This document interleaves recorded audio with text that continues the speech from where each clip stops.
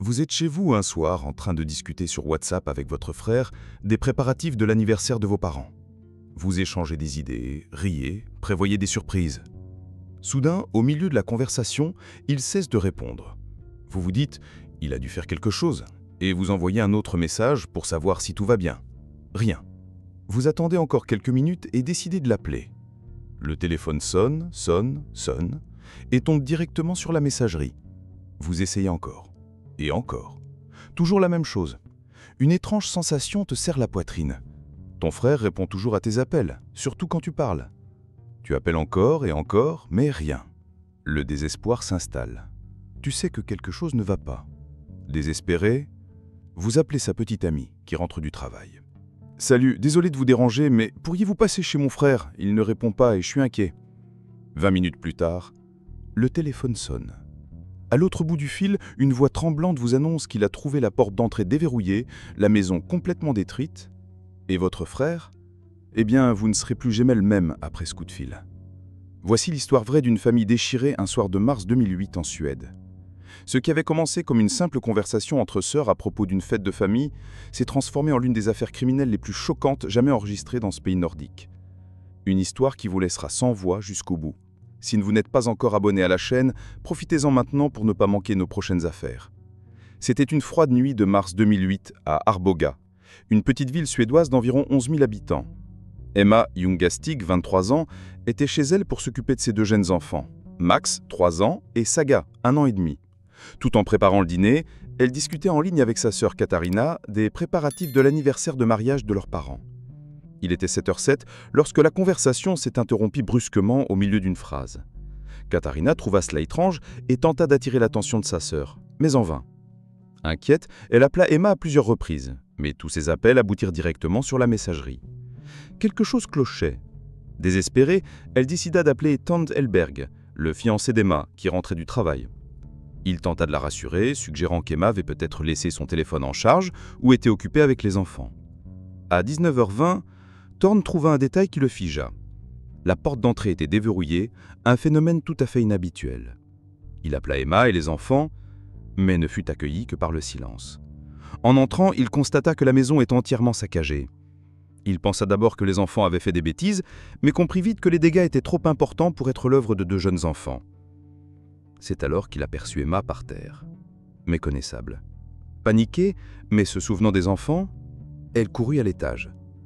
Ce qu'elle découvrit était une scène qu'aucun être humain ne devrait jamais voir. Max et Saga étaient par terre, grièvement blessés.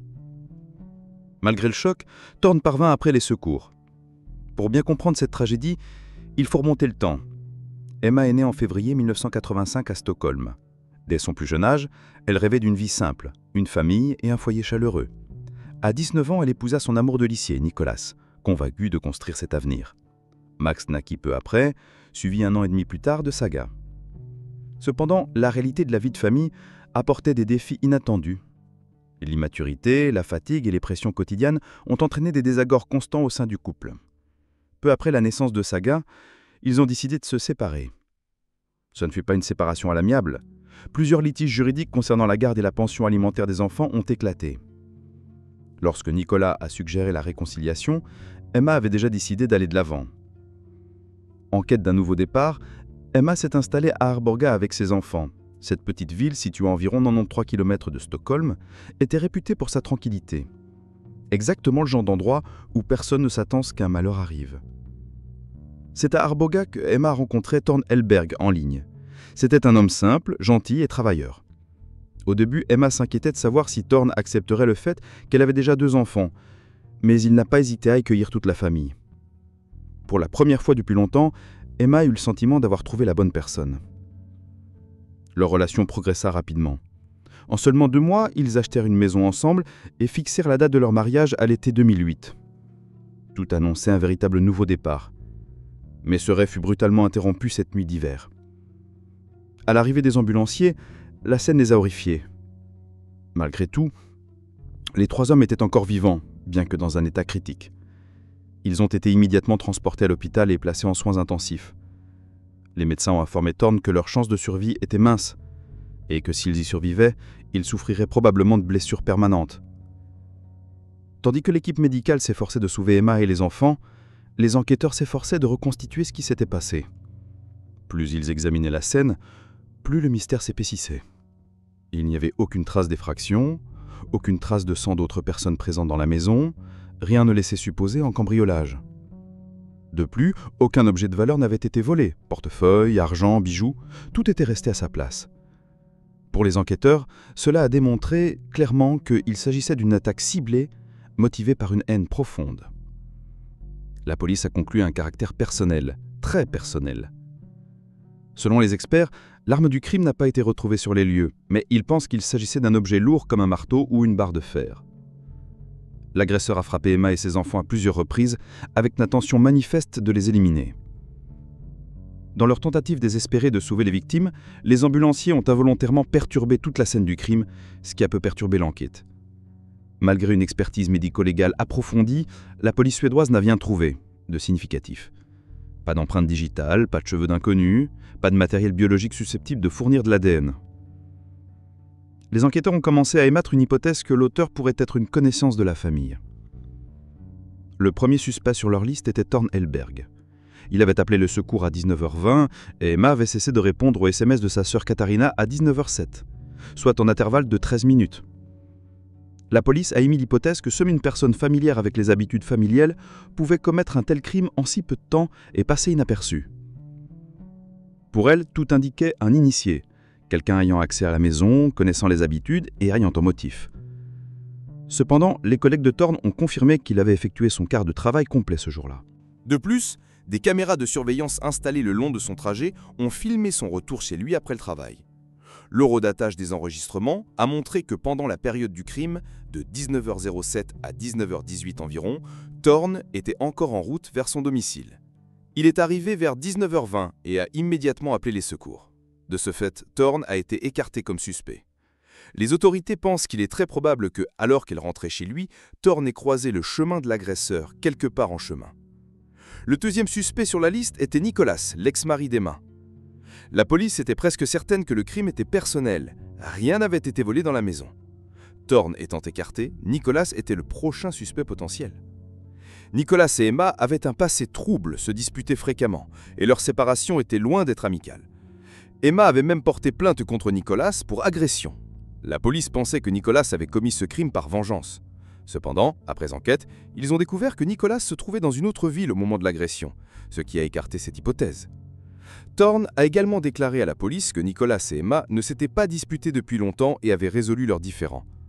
Thorn a déclaré qu'elle s'entendait bien avec Nicolas et qu'elle ne croyait pas que ce dernier ferait cela à ses propres enfants. La police a interrogé de nombreux proches d'Emma, amis, familles et voisins. Les autorités espéraient recueillir des informations pouvant indiquer que quelqu'un cherchait à se venger d'Emma, quelle qu'en soit la raison. Cependant, toutes les personnes interrogées par la police ont affirmé qu'Emma n'avait aucun ennemi ni personne qui lui voulait du mal. La seule personne mentionnée était Nicolas, l'ex-mari d'Emma. Mais comme il a été inculpé et mis hors de cause, la police s'est retrouvée sans piste. Après avoir fait sa déposition, Thorn, profondément bouleversé, quitta le commissariat. Il était tellement désemparé qu'il ne pouvait même pas conduire. Le père d'Emma dut donc venir le chercher ce jour-là.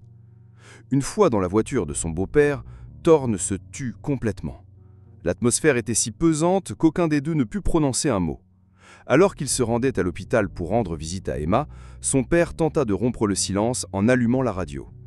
Il s'attendait à entendre de la musique sur la station locale, mais à la place, ce fut un journal télévisé. La pire nouvelle qu'il puisse entendre. Le présentateur parla du crime brutal de ses victimes, d'Emma et de ses enfants, et du choc qui régnait dans toute la ville. Puis, la terrible nouvelle arriva. Max et Saga avaient succombé à leurs blessures quelques minutes plus tôt. En entendant cela, le père de Thorn et Emma fondit en larmes. C'était comme si leur monde s'était écroulé. Il n'y a pas si longtemps, ces deux enfants innocents jouaient insouciants dans le confort de leur foyer, et maintenant ils n'étaient plus là. Pour la famille, tout cela n'avait aucun sens, absolument rien. Face à l'ampleur de l'affaire, la police d'Arboga a subi une pression sans précédent. Démunie, elle ignorait les pistes à suivre.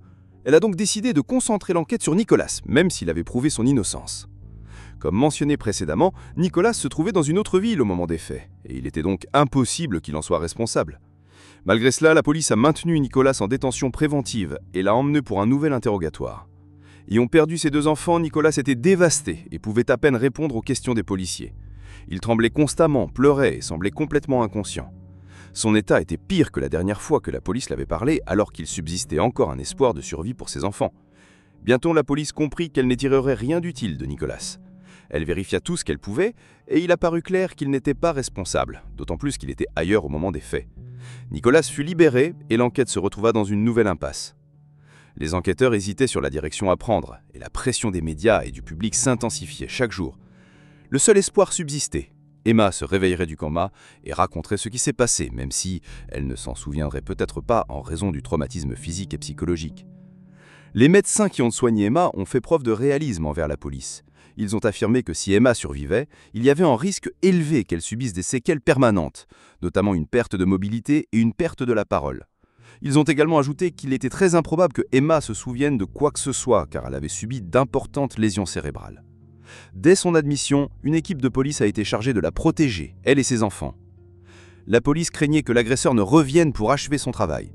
Après le décès de ses enfants, l'équipe s'est concentrée sur sa surveillance à l'hôpital, surveillant les entrées et sorties de sa chambre.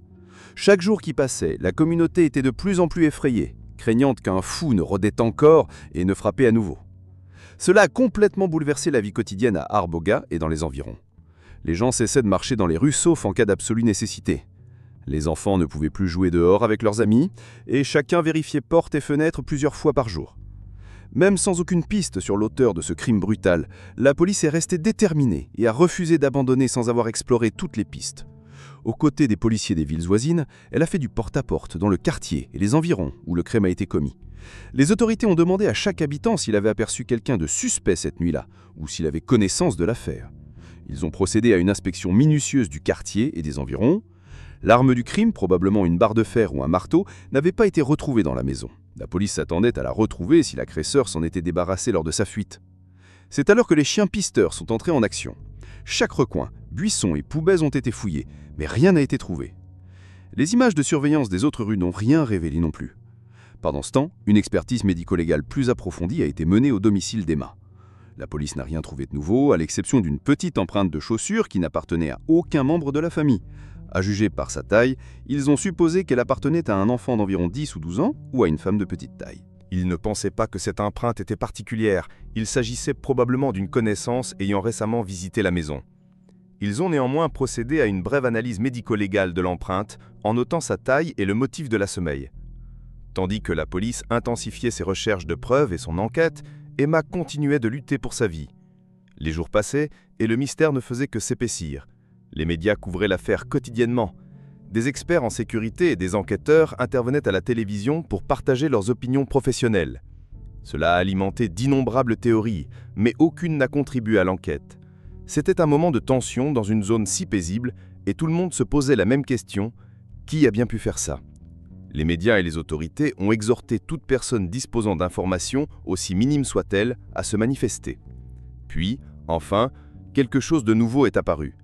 Un homme qui était passé devant la maison d'Emma vers 19 h a contacté la police. Il a dit avoir vu quelqu'un debout sur le trottoir devant la maison de la victime. L'individu était tout de noir vêtu, capuche relevée, hésitant à entrer dans la maison, comme s'il n'était pas sûr de lui. Quelques minutes plus tard, le même homme repassa devant les lieux. Il était allé au supermarché acheter quelque chose et revint rapidement. Une dizaine de minutes s'étaient écoulées. C'est alors qu'il dit avoir vu la même silhouette, entièrement vêtue de noir, sortir en courant de la maison et sauter dans une voiture qui démarra à toute vitesse. Selon l'homme, tout s'est passé si vite qu'il n'a pas pu voir le visage de la personne ni identifier la marque et le modèle de la voiture. Cependant, un détail l'a frappé. Il était certain qu'il s'agissait d'une femme. Cette information était cruciale pour l'enquête. Pour la première fois, l'affaire prenait une nouvelle direction, une possibilité bien réelle étayée par un témoin ayant vu quelque chose d'important. À partir de ce moment, les enquêteurs se concentrèrent sur les noms, vérifièrent les listes et vérifièrent les alibis de toutes les femmes proches d'Emma. Si une femme avait commis ce crime, elle n'était pas loin. Pendant ce temps, à l'hôpital, un nouvel espoir commençait à naître. L'état d'Emma, toujours dans le coma, montrait une légère amélioration.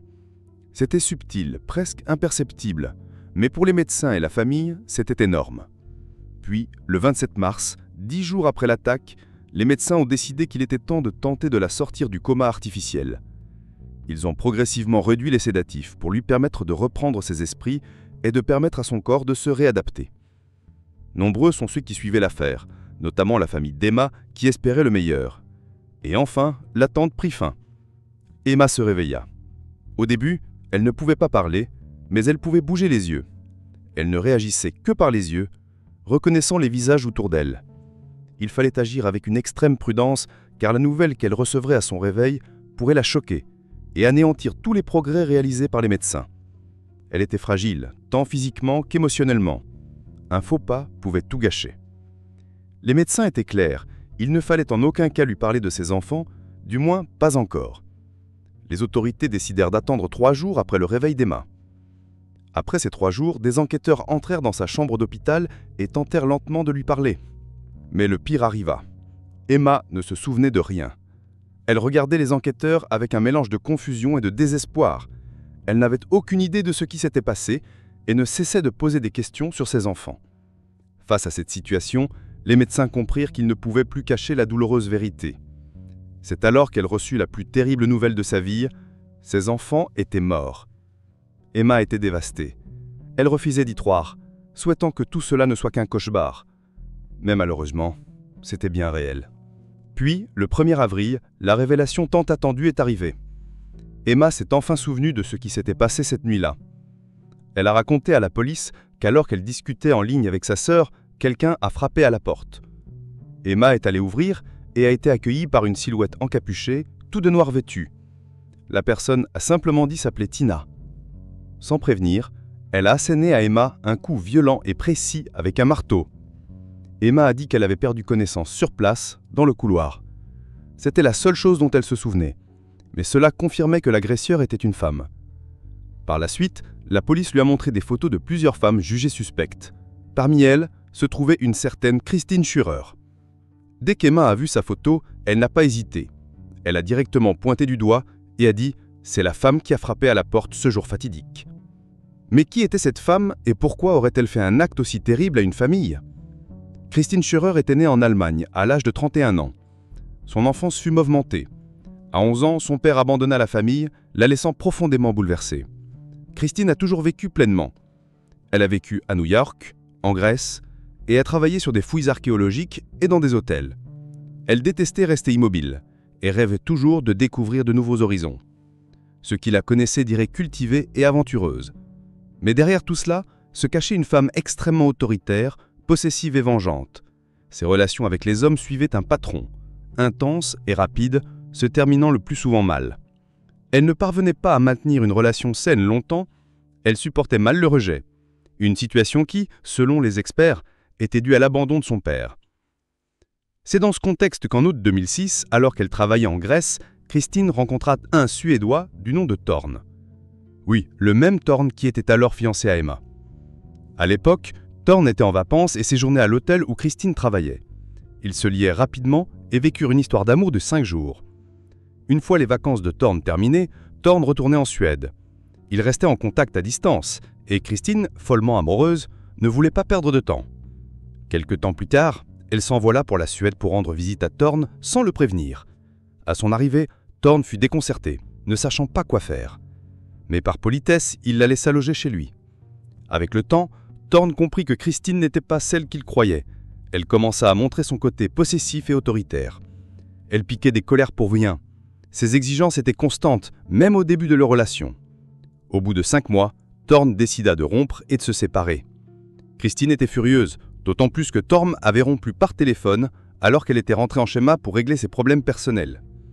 Elle avait prévu de régler ses différends et de retourner ensuite en Suède pour être avec lui, mais il avait mis fin à leur relation et lui avait interdit de retourner en Suède pour lui rendre visite. Christine refusa d'accepter la rupture et commença à envoyer d'innombrables messages à Thorn, le forçant à bloquer son numéro.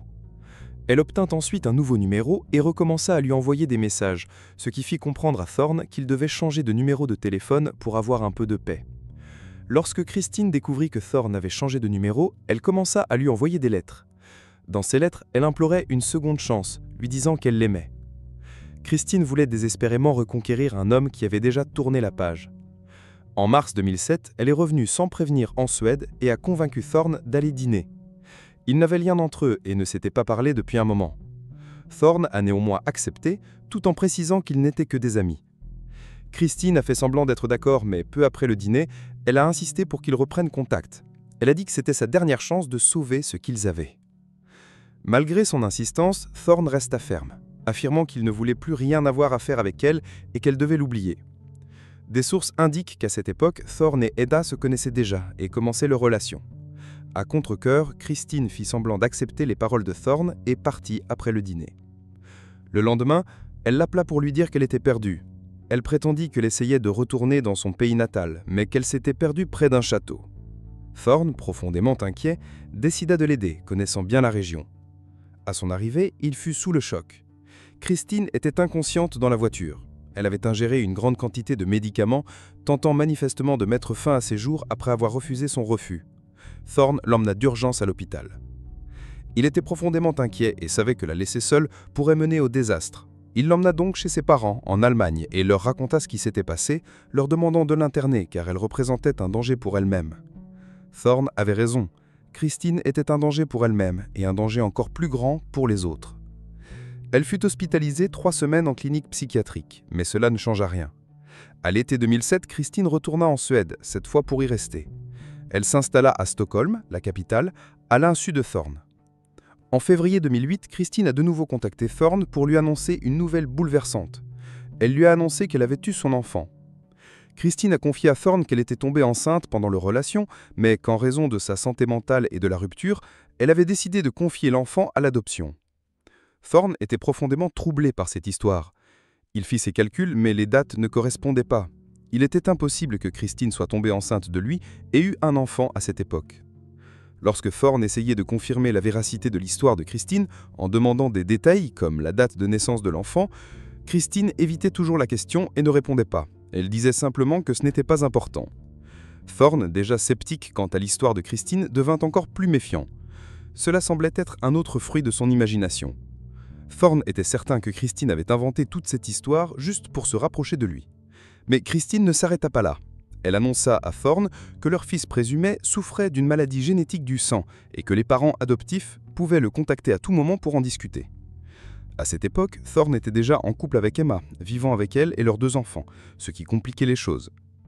Quand Christine l'apprit, elle fit semblant de ne pas s'en soucier et dit que tout allait bien pour elle, puisque elle et Thorne n'étaient plus ensemble.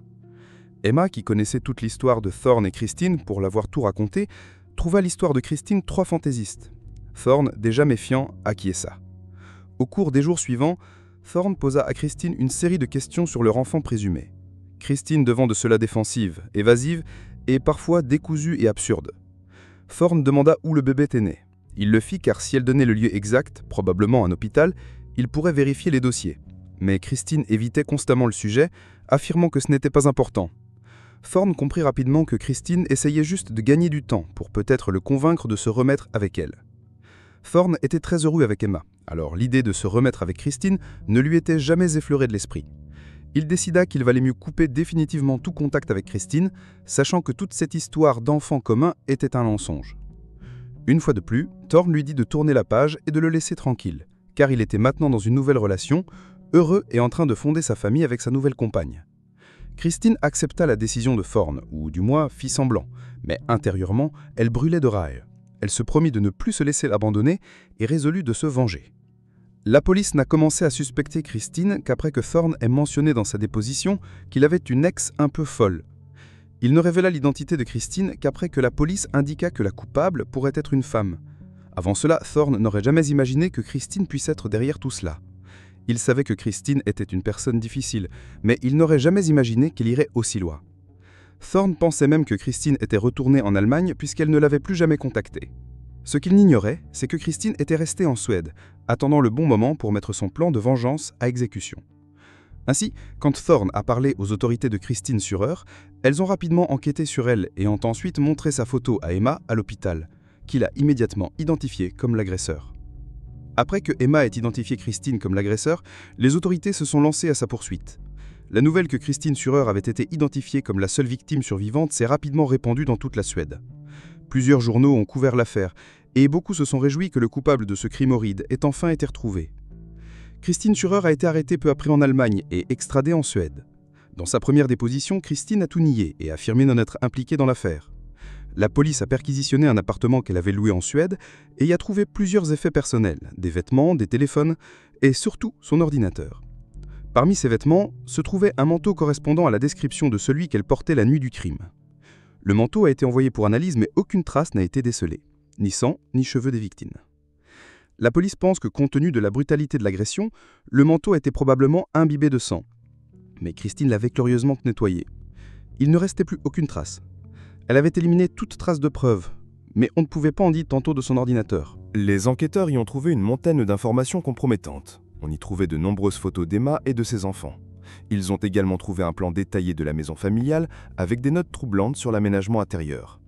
Grâce à son historique de recherche, la police a découvert qu'elle surveillait de manière obsessionnelle les comptes d'Emma sur les réseaux sociaux et cherchait comment dissimuler un crime. Christine était complètement obsédée. Dans l'appartement, la police a également trouvé un journal intime. À l'intérieur, Christine avait écrit des pages pleines de haine envers Emma et ses enfants. Le journal contenait également l'adresse de la famille, le quotidien des enfants et les heures de départ et de retour d'Emma et Thorn. Tout était consigné quotidiennement. Christine avait rassemblé des informations pendant longtemps, prouvant que l'attaque était entièrement planifiée et préméditée. Elle ne s'était jamais remise de ce rejet. Et chaque jour qui passait, sa haine pour Thorn, Emma et leurs enfants grandissait. Elle était déterminée à détruire la vie de Thorn. Et dans son esprit, si elle ne pouvait pas l'avoir, alors personne d'autre ne le pourrait.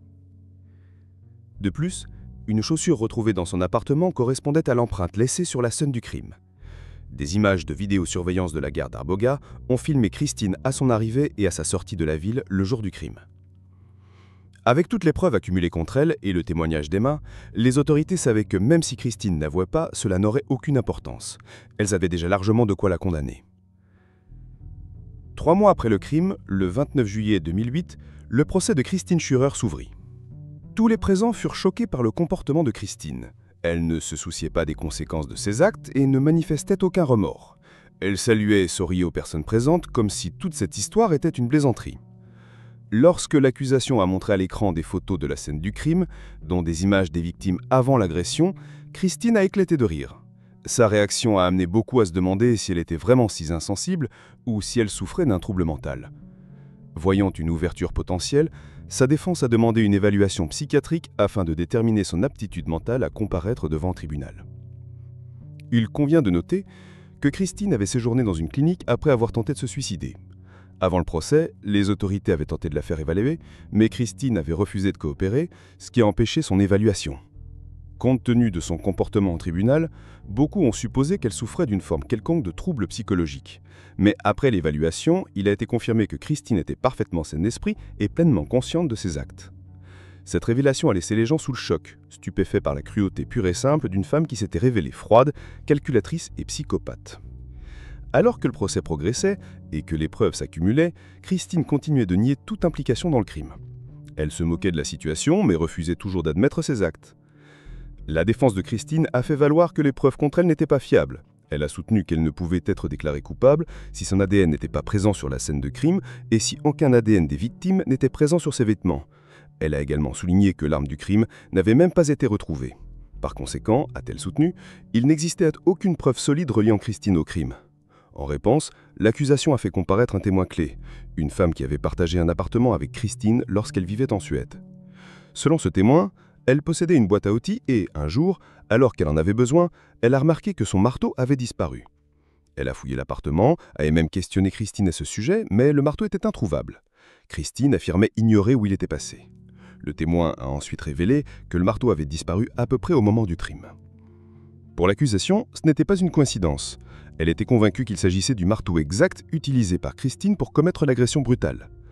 L'accusation a fondé son dossier sur une combinaison de preuves circonstancielles, le témoignage de la victime survivante, de la femme qui vivait avec Christine et d'un homme ayant vu une femme entrer et sortir du domicile de la victime.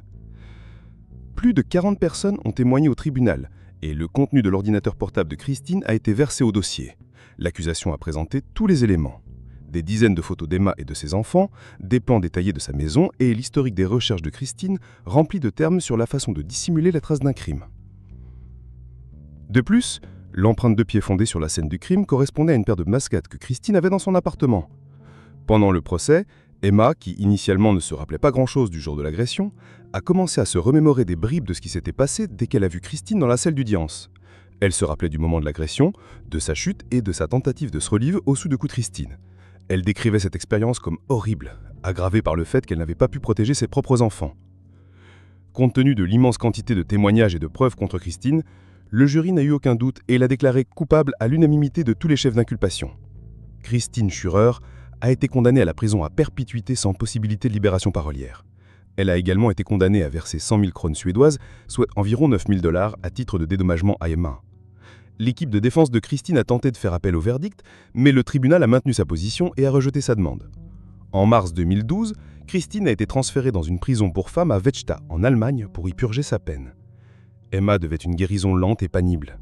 Les blessures physiques ont fini par guérir, mais les cicatrices émotionnelles ne disparaîtront probablement jamais.